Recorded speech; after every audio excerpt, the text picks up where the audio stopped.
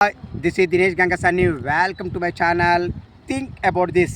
కంచగచ్చిబౌలిలోని 400 ఎకరాల భూమికి సంబంధించి సెంట్రల్ ఎంపవర్డ్ కమిటీ నివేదిక ప్రకారము ఆర్థిక మోసం జరిగిందని స్పష్టంగా తెలుస్తుంది. కాబట్టి రాష్ట్ర ప్రభుత్వము దీనిపైన సుప్రీంకోర్టు సిట్టింగ్ జడ్జితో విచారణ జరిపించాలని చెప్పేసి, అవసరమైతే సిబిఐ విచారణ కూడా చేయాల్సిన అవసరం ఎంతైనా ఉందని చెప్పేసి బీఆర్ఎస్ వర్కింగ్ ప్రెసిడెంట్ కేటీఆర్ ప్రభుత్వాన్ని కోరడం జరిగింది.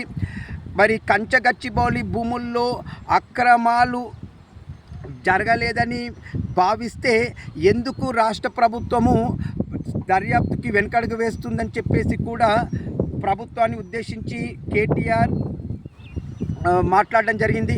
ఏది ఏమైనా కంచగచ్చిబౌలి భూములపై జరిగినటువంటి అక్రమాలని, నిజాలని అన్నీ బయటికి తీసుకురావాల్సిన బాధ్యత ప్రభుత్వం పైనే ఉంది. మరి దీనిపైన మీ అభిప్రాయం నాకు కామెంట్ రూపంలో తెలియజేయండి. ఇట్లు దినేష్ గంగ.